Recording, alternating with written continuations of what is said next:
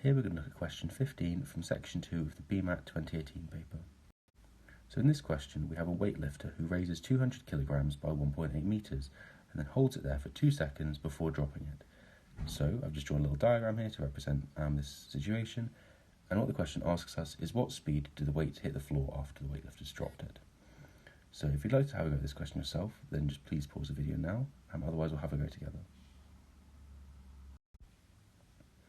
Okay, so to try and answer this question, let's think about some ways in which we could do it.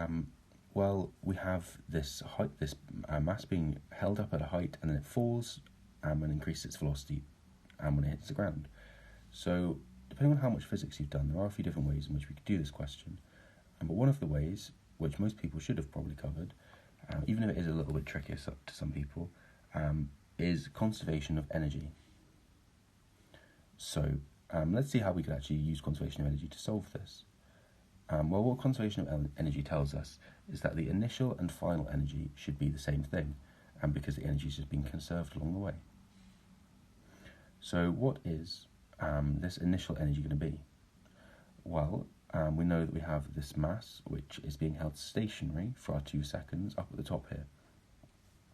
So it's not moving at all, it's just being held at a height. So it's going to have gravitational potential energy. Then, when it's being dropped, we can think about the final energy. So it'll fall down until just as it hits the ground, it's going to be moving at some speed, and it's not going to have any height at all. So it's not going to have any more gravitational potential energy, it's just going to have kinetic energy.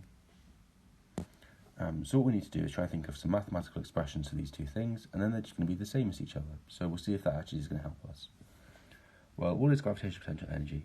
Well, it's just the mass multiplied by the gravitational field strength, g, multiplied by the height of our object.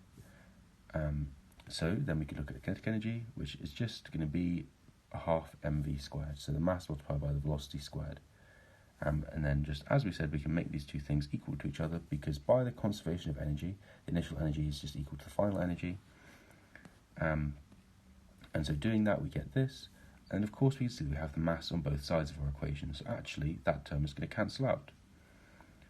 And then all we have to do is just rearrange this to get the final velocity, the velocity at which the weights are going to hit the ground.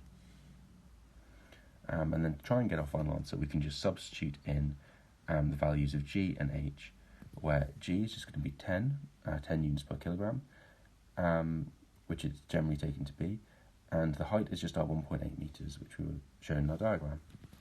So multiplying these two things together, we get that v is equal to the square root of 36, which of course is just going to be 6 meters per second. So this is just going to be our final answer and corresponds to answer E given in the question.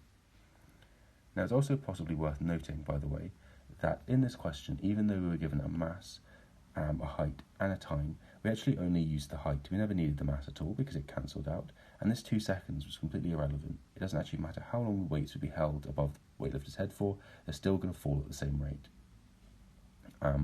So just to keep that in mind, that sometimes you'll be given variables which you don't necessarily need, although it is quite uncommon, so do watch out for it.